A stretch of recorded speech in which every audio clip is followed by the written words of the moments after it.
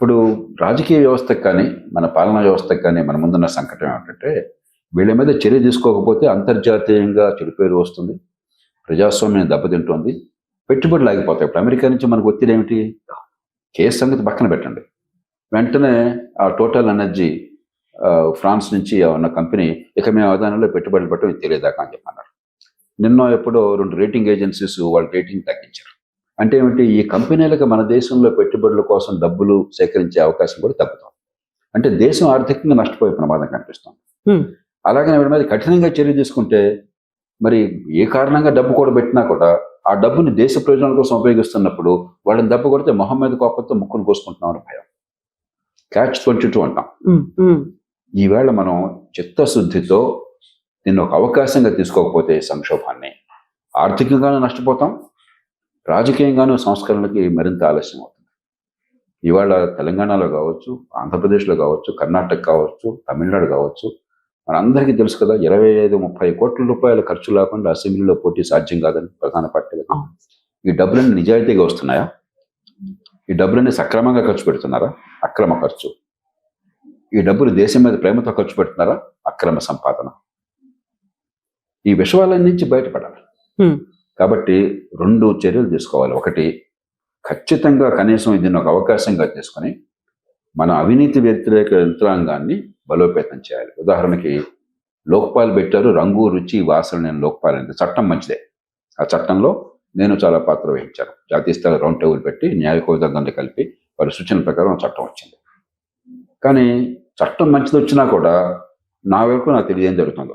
నిజంగా చెప్తున్నాను, లోక్పాల్కి అంత గొడవ చేశాం మనం, ఏం జరుగుతుందో తెలియదు. లోక్పాల్ ఎవరో కూడా నాకు తెలియదు. అంటే పెద్దగా తెలుసుకోవాల్సిన అవసరం లేని పరిస్థితి వచ్చింది. నామమాత్రంగా తయారైంది. నాకు అర్థమైనంత వరకు. నాకు తెలియకుండా బాగా జరుగుతుంటే సంతోషం, కానీ నా వరకు తెలియదు అంతవరకు. వాళ్ళ వల్ల సమర్థంగా అవినీతి వ్యతిరేకంగా గట్టిగా చర్యలు జరుగుతున్న విశ్వాసం నాకు కలగలేంతవరకు. అది నా అజ్ఞానం వల్ల కావచ్చు, వాస్తవం వల్ల కావచ్చు, అది వదిలేస్తాను నేను. దాన్ని బలోపేతం చేయాలి. 2, ఇది ప్రధానంగా రాష్ట్రాల సమస్య. ఇప్పుడు ఈ కేసులో కూడా 4 రాష్ట్రాల్లో డబ్బులు ఇచ్చారు ఒప్పందాల కోసం అని చెప్పని ఆరోపణలు వచ్చినాయి. కాబట్టి జాతీయ స్థాయి సమస్య కాదు, ప్రధానంగా అభివృద్ధి కానీ ప్రాజెక్టులు కానీ రాష్ట్రాల్లో అమలు ఎక్కువ అవుతాయి. మరి రాష్ట్రాల్లో ఏం చేయాలి? నేను ఆనాడే ప్రతిపాదన చేశాను. లోకాయుక్తాన్ని లోక్పాల్ చట్టం కింద తీసుకోండి. లోక్పాల్ నియామకం లాగా లోకాయుక్త నియామకం కూడా ముఖ్యమంత్రి, ప్రతిపక్ష నాయకుడు, ప్రధాన న్యాయమూర్తి కలిసి చేసే ఏర్పాటు చేయండి. అలాగే సిబిఐ లాగా ఏసీబీ కూడా నియామకం మళ్ళీ ఈ 3 కలిసి చేసే ఏర్పాటు చేయండి. వాళ్ళని విడదీయండి, మామూలు పరిపాలన నుంచి స్వతంత్ర ప్రతిపత్తి కల్పించండి, బలమైన అవినీతి యంత్రాంగం ఉందని చెప్పిన విశ్వాసాన్ని కలిగించాలని చెప్పి గట్టిగా పట్టుబట్టారు. ఇప్పుడు పార్లమెంట్ తీసుకోవాల్సిన చొరవ ఏంటంటే ప్రపంచానికి ఒక సంకేతం ఇవ్వాలి, దేశంలో ఒక అడుగు ముందు పడాలి. లోకాయుక్త కూడా ఈ లోక్పాల్ లాగా వచ్చేట్టుగా పార్లమెంట్ చట్టం చేసే అవకాశం ఉండదు. ఇది రాష్ట్రాలు చేయక్కర్లా. ఎందుకంటే అంతర్జాతీయ ఒప్పందం ప్రకారం మనం ఈ అవినీతి వ్యతిరేక చట్టాలు చేసాం. రాజ్యాంగంలో ఏం చెప్పారంటే మీరు ఒక అంతర్జాతీయ ఒప్పందం ప్రకారం చట్టాలు చేసినట్టయితే అది రాష్ట్రాల అంశమైనప్పటికీ కూడా పార్లమెంట్కి అధికారం వస్తుంది, ఆ చట్టం చేసే అధికారం. ఆరోపంగానే మనం రైట్ టు ఇన్ఫర్మేషన్ యాక్ట్ తీసుకొచ్చాం, పాలనా సమాచార హక్కు. ఆరోపణలో మనీ లాండరింగ్ యాక్ట్ లాంటి కొన్ని చట్టాలు తీసుకొచ్చాం.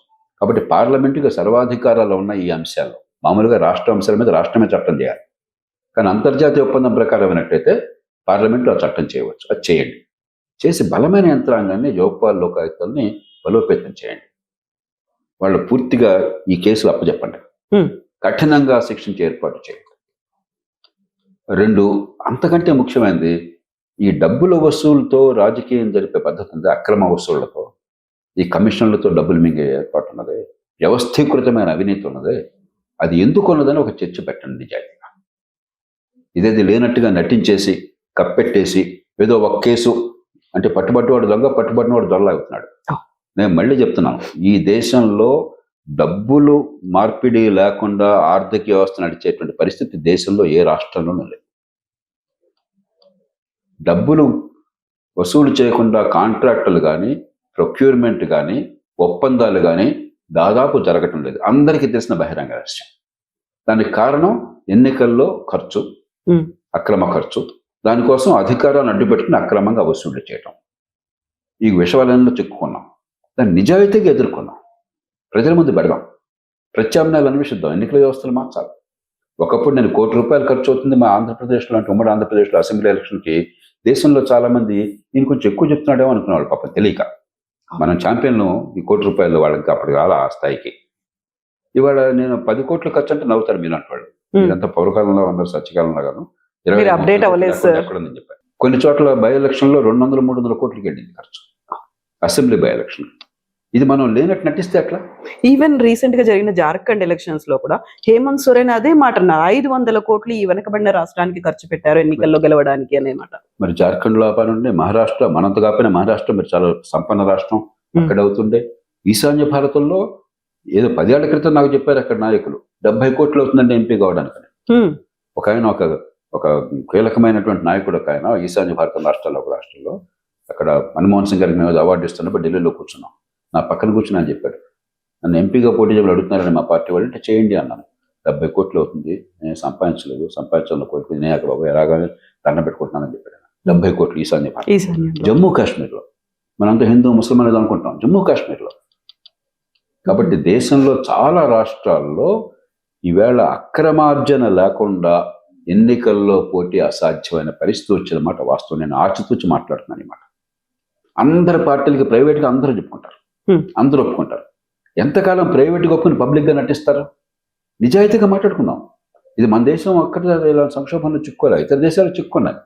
మనమేమి సిగ్గుపడక్కర్లా. ప్రజాస్వామ్యంలో ఒక స్థాయిలో ఇది తప్పదు. అమెరికాలో టామనీ హాల్ పాలిటిక్స్ అనేవాళ్ళు, లేకపోతే మెషిన్ పాలిటిక్స్ అనేవాళ్ళు, క్లయింటలిజం అనేవాళ్ళు. అవినీతి వాళ్ళు వ్యవస్థీకృత మార్పులలో బయటపడ్డారు. బ్రిటన్లో 19వ శతాబ్దంలో ఎంపీ పదవులు వేలం వేసేవాళ్ళు. వేలంపాట్లో ఎక్కువ వచ్చినా డబ్బులు పనిచేసి వాడికి ఎంపీ అయ్యేవాడు.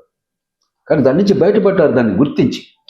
మనం అది చేయకుండా ధర్మపన్నాలు మాట్లాడి ఇదేదో రాజకీయ సమస్యగా మార్చి, మీరు అధికారులు అంటే మిమ్మల్ని ఇబ్బంది పెట్టడం, వాడి అధికారులు అంటే వాడిని ఇబ్బంది పెట్టడం, అంతతో సమస్య అయినట్టుగా.